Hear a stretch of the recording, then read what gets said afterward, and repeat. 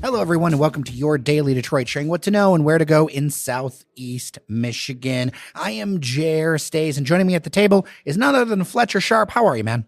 My socks just dried from Sunday, so that's really how I am. It rained a lot, and I'm not really fond of the rain for multiple reasons, but we're here today, no rain, so pleased. Is it just a factor of my age that when you say no rain, I think blind melon? Maybe. I think I have to wash my hair for a total of 4.5 hours, and I just don't want to do it. Well, we're going to get into a few stories around town. The first one is not so great as we are in another edition of Not So Hot Layoff Summer. General Motors is laying off more than 1,000 salaried employees globally in its software and services division, including about 600 jobs at the tech campus in Warren. This comes after leadership changes in the division earlier this year. GM says that there is a need to streamline operations and prioritize investments for the future. The layoffs represent a little more than 1% of GM's global salaried workforce. This restructuring is happening as automakers aim to reduce costs amid industry uncertainty and invest heavily in electric vehicles and software-defined vehicles. GM's software and services division covers areas like infotainment, OnStar, and emerging subscription-based features. You know, Fletcher, I'd note that much of this work is moving to the West Coast from Metro Detroit, where new facilities are being opened. This is reflective of wider changes in the auto industry because the kinds of workers, the kinds of talents that were required, they are changing. And in reality, a lot of Metro Detroit does not, we have not been competitive in that. This is the red alert that business groups and other people have been saying. But I feel like when we talk about it to the public, they're like, everything's fine. And it's like, no, not everything's fine. Well, because we're supposed to be cheery about it and a very serious topic, unfortunately. And like, it's a shame because I know it's not technically like the people on the line assembling cars losing jobs and that, but it's still people who are in the auto industry. And given that Detroit is the motor city, you want to keep things like if anything's going to go, like you don't want to have people within the auto industry losing their jobs, especially out to the West Coast or somewhere else. So for that to happen is. And these are good paying jobs. They may not be union jobs, but they're good paying jobs. Yeah. And just for them to not be in the state is really troubling and sad because, again, Detroit, Motor City, when I growing up, everything that dealt with cars ran through this city. So for it to now start to splinter off a little bit more, it's kind of killing the past for me. And that's really bumming me out. Well, and people, I think, forget how important this industry is to like the tax base and everything else because cars are expensive things, right? And the money that flows through there is part of what props this whole state up. And I don't think people realize, look, I do know we need to diversify. I think it's important. I think we've needed to diversify for 20 years. I think we're making some progress in certain areas of it. But like I've always envisioned as autos plus, and it really feels like auto shrinking, other things growing. And I mean, like, again, diversifying is great, as you said. Like, we need to do that for sure. But like, let's diversify in a way where we're not losing something. Like, we're gaining something else to make room for it, as opposed to having to get rid of something that we are known for to then make room for something else. Because eventually, if you're going to move that way, the thing that gets smaller eventually disappears. And it's just something that I could not live with if the city was no longer known as the Motor City. We have had a number of episodes in the past talking about the issues at play. Maybe I'll put some in the show notes, maybe with Lou Glazer and some other folks. We had Hillary Doe from the state of Michigan. We've covered this topic a number of times with the show. You can go back if this is the first time you're here. Now, let's talk a couple of court things because you have some thoughts, Fletcher Sharp. I'll do the setup on the first one here real quick, because there is controversy here in Detroit as the 36th District Court Judge Kenneth King forced a 16-year-old girl on a field trip to don jail attire and handcuffs for falling asleep in his courtroom. Judge King subjected the teen to threats of jail time and graphic descriptions of juvenile detention. The girl, who says she is now traumatized, was ultimately released after her peers voted for leniency. This has sparked some outrage in the community, with critics arguing that the judge's methods were unacceptable. The incident does raise questions about judicial conduct, the treatment of minors in courtrooms, and the appropriate use of authority in educational settings.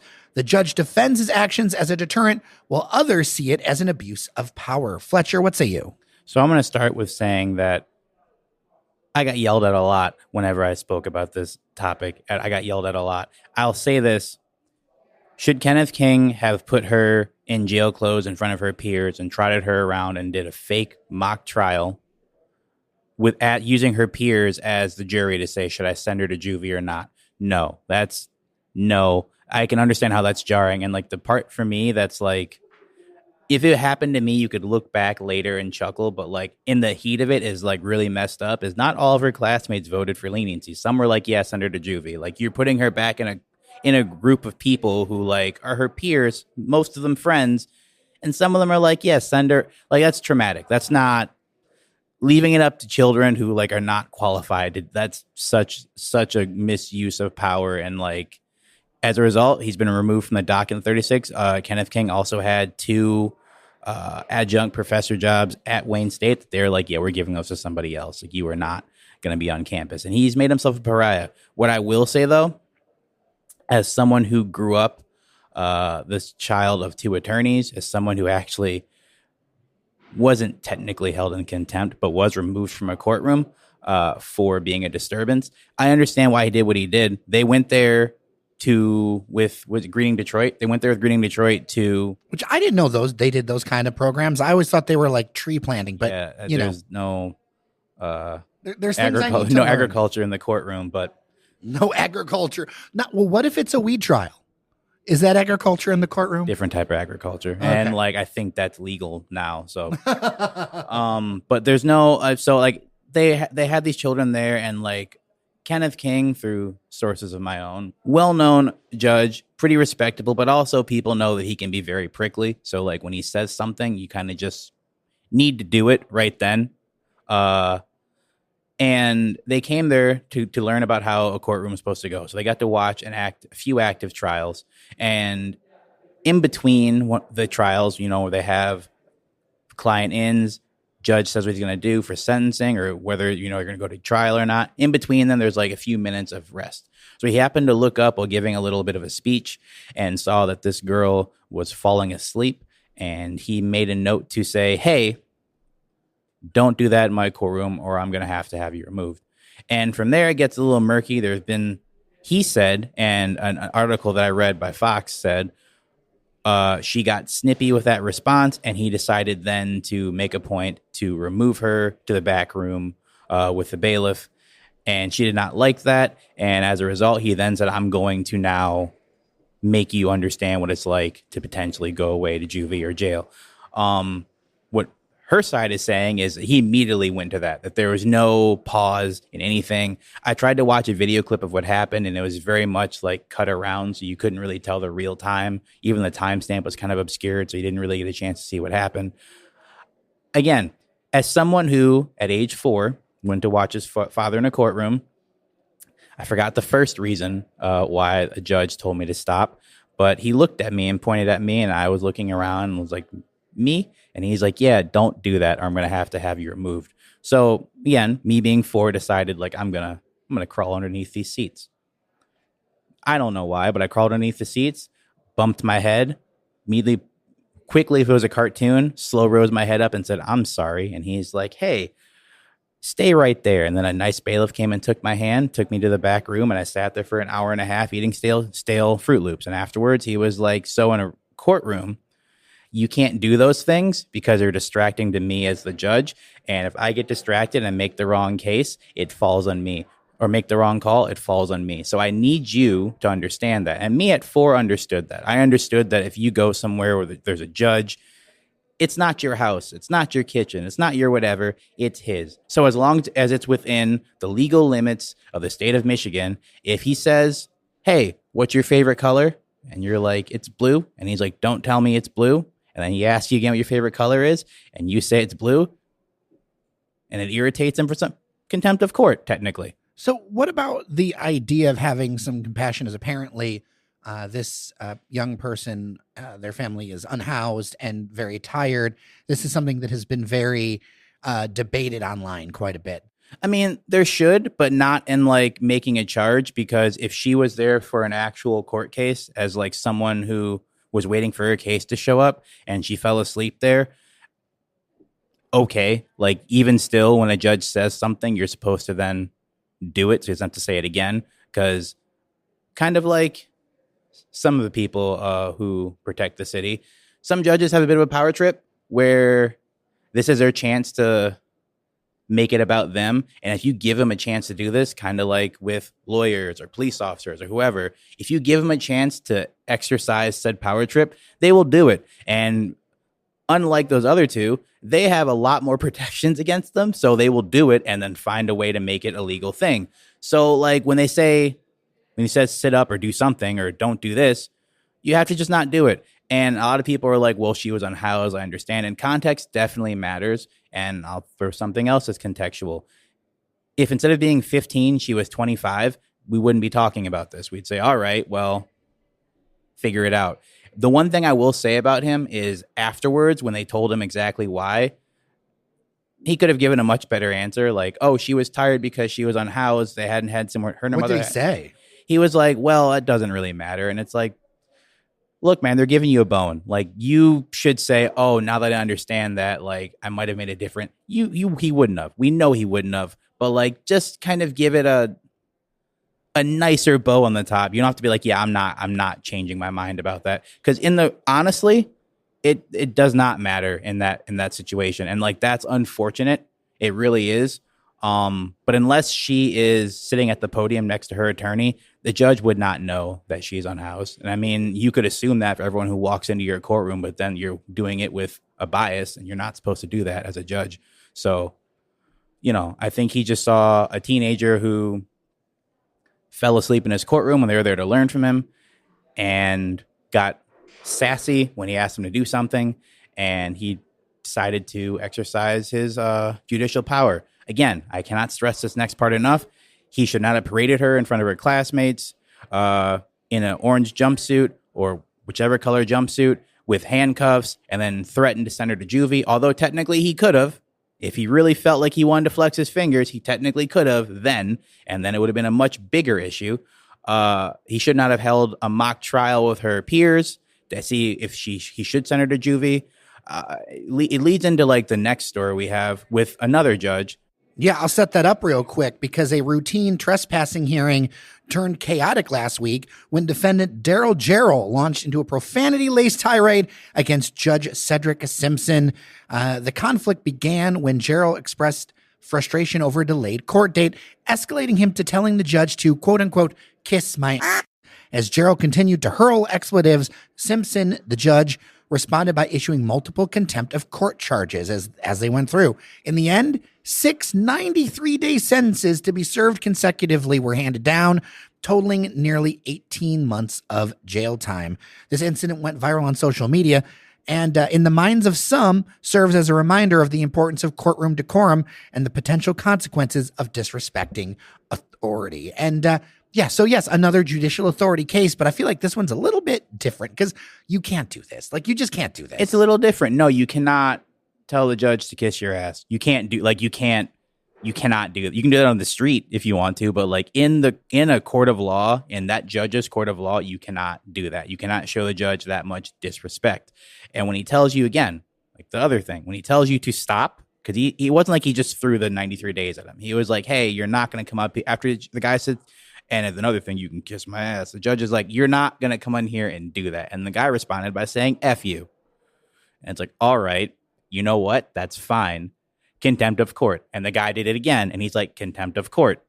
There's a lot of people out there, though, that have been expressing their frustration around this because whether it's this case or the one before it, there is this idea among a lot of people that maybe judges and law enforcement have too much power. And I think a lot of yes, there's like a moral upsetness about this, but also there's a undercurrent here of do judges have too much power, or is this a system that needs to be balanced in some way? I mean, I think it's 6 in one, half a dozen of another. Like, I do think at times they do have too much power, but I will also say, like, again, I was 4 and I was like a not smart 4-year-old. Like, I was hitting my head all the time. Like, it sounded like I had marbles in my brain. But like, if I could gather that, like, not even if my parents told me to do something, but if like a judge was like, hey, when I say to do this, don't do it, I feel like anyone older should be able to grasp that as well. Like, that's a concept that's like really easy. someone on a Facebook post is like, oh, people can fall asleep in a courtroom. A judge can do it. I'm like, yeah, it's his courtroom. Like, that's kind of like you can put your feet on your own couch. But if I do it, it's like, get out of my house. That's his house. That's his. Maybe there should have been a discussion, especially in this first story, about the idea of like what is expected in a courtroom. You're right. That should be part of the thing of like you need to be awake and paying attention and those things. That's part of the lesson, I think, that should have been shared as well. I mean, they have a sign up front that's but kids don't read signs. I mean, they if they should, but they don't. Should. There's a sign up front. Adults don't read signs. I mean, they don't. How many times we've got a sign here that says "Do not enter" because this is an emergency exit, and how many times a day do I look at this sign and like people literally try to open the door? It's all the time. Well, I mean, it's just because we're very warm and inviting on the other side, and they're like, I want to be a part of that. Everyone wants to hug Fletcher. That's definitely not the case. But I mean, there's a sign out front of the courthouses that's like, you can't bring weapons in here. You can't bring sharp objects. You cannot wear torn clothes. You cannot do this. You cannot have a phone that has a recording lens. You cannot do this. Also, you should not be falling asleep and other things in the courtroom. You shouldn't. And it's like, these are lists of things you should not be doing. So some of those things, some courtrooms don't have the sleeping thing. Some courtrooms don't have the phone thing. Most do have the phone thing. But it's like, these are things that like, and also just as like a general thing, like you typically don't go somewhere in public and fall asleep in public. You just, especially if you're going somewhere on someone else's time. Like I understand being tired, but like I've been to courtrooms, I've been wherever where it's like I've been to courtrooms as a defendant. That's a different story where it's like, you know what? I'm exhausted, but you know what? I'm going to have as many Red Bulls as possible. I'm going to drink as much water as I can if I'm really feeling tired. And people were then saying, well, she was there with a teacher or a guardian or someone else. It's like, hey, I'm feeling tired after they said something. Can you take me to go get some water? Or can something else happen? Or as one of the guardians there who's supposed to be there for Greening Detroit, and this is not to crap on them, but it's like when this first thing was said out loud, that's when you go talk to her like, hey, like let's get you perked up. Because, or even pull her out. Yes, let's do something because like you should not be falling asleep. So for them to then turn and, I mean, even their statement was like he was trying to teach a lesson, which at the end of the day, I think a lesson in both cases should have been taught. I think you should not be falling asleep in a courtroom, regardless of your age. You should not be swearing at a judge, period. Unless it's like a funny joke that you and him have outside of the courtroom, very outside of the courtroom, maybe in a bar. Well, most people in their real lives, right. But see, you have to remember too that like you have a different perspective and that most people in their real lives will never meet a judge. Understood. And I mean, if they do, then you should definitely be listening because you're probably meeting him as he's, with the gavel in his hand and you are next to the podium with your hopefully high-priced attorney figuring stuff out. Unless you deserve it, then never mind.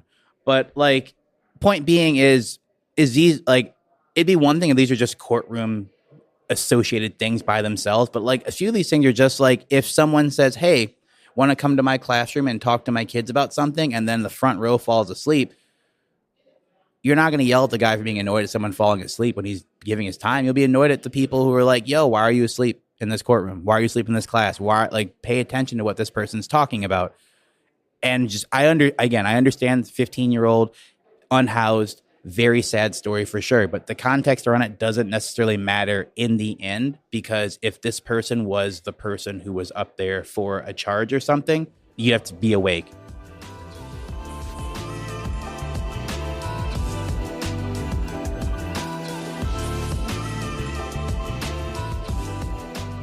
Okay, let's end on the Lions. They beat the Chiefs in the preseason. Jake Bates is the hero, the star, again, 24-23.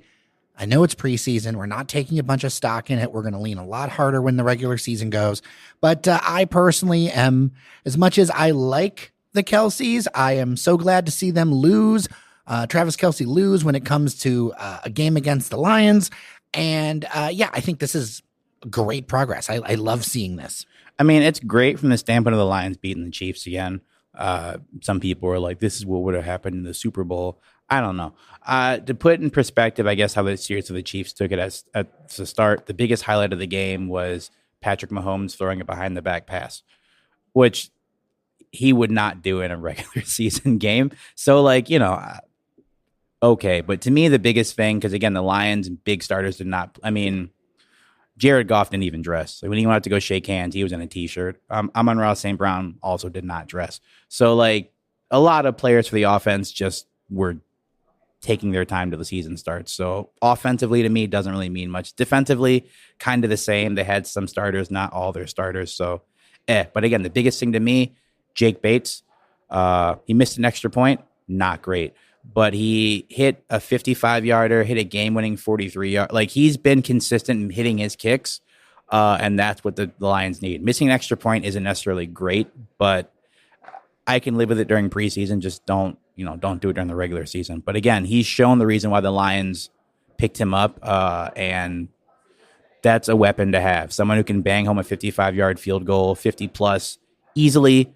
Really takes the pressure off the offense. You don't have to go for it on 4th and 6, 4th and 7. And if you can continue to do stuff like that in the regular season, the Lions should be fine. Yeah, it opens up the optionality, right? Yeah, it gives you, instead of having to go, 4th and 8 at your own 47, you could maybe send a guy out who probably still a risky play, but it gives you the option of like, oh, they might actually kick it. And he might actually make it depending where they are.